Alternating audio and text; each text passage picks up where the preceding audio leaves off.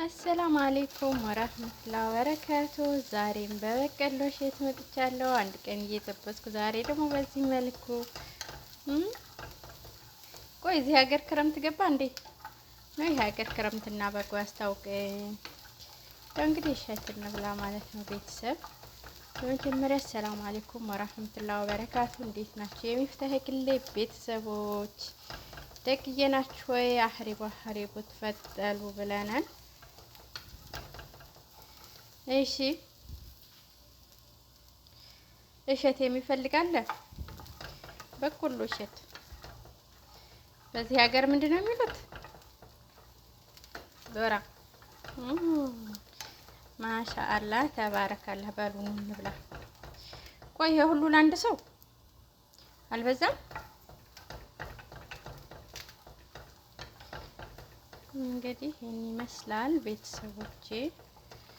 ዋው በቆሎ እሸት ያው እንግዲህ መስከረም እና ጥቅምት መሰለኛ ሀገራችን ነው።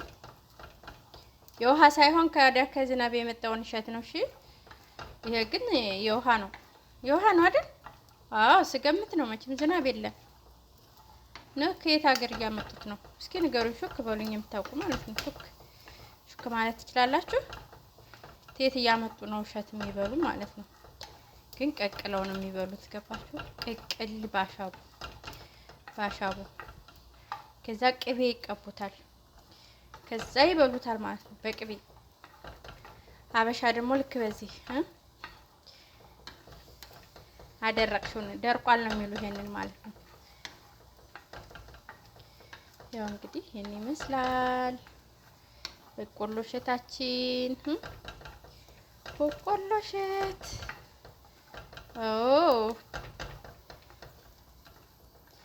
እሸት።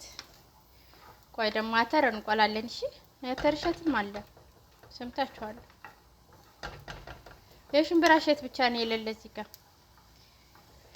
ቆይ የአተር እሸት ደግሞ ተዚህ ለጥቄ አረግላችኋለሁ ማለት ነው። ቆላላችኋለሁ። እሺ የአተር እሸት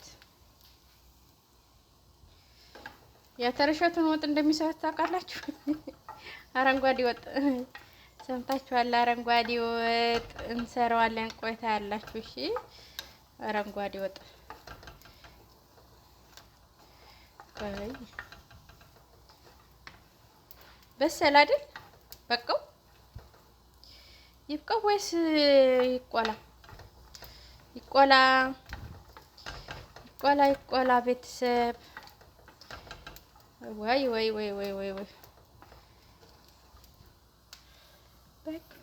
በቃ ይበቃዋል አይደል?